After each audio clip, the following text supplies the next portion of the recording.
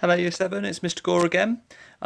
Today's video clip is an explanation of what happens in the Battle of Marston Moor, once again using some of my daughter's toys to try and demonstrate what happens.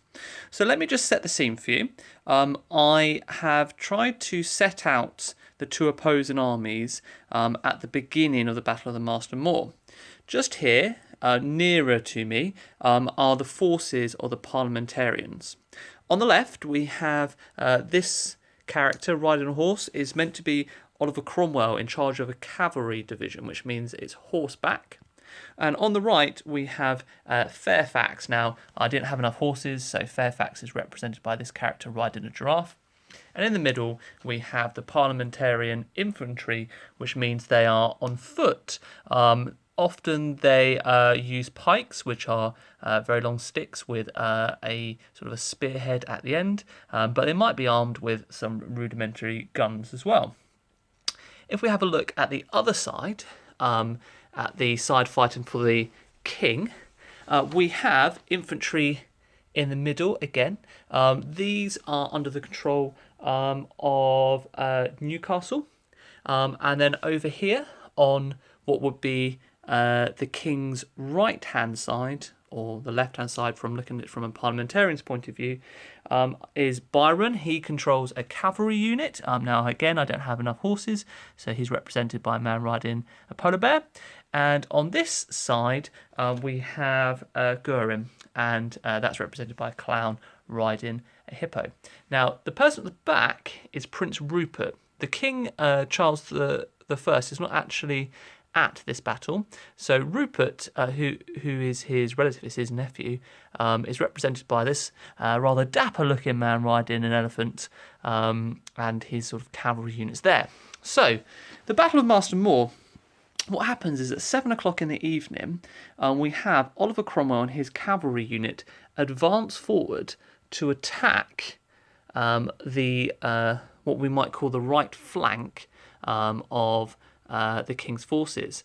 Now, Byron's men are actually in a very good ditch here. It's a very good defensive position, but Byron actually charges out to fight Cromwell, and this means that Rupert needs to come to his aid. So Rupert and his cavalry forces come to help fight Cromwell.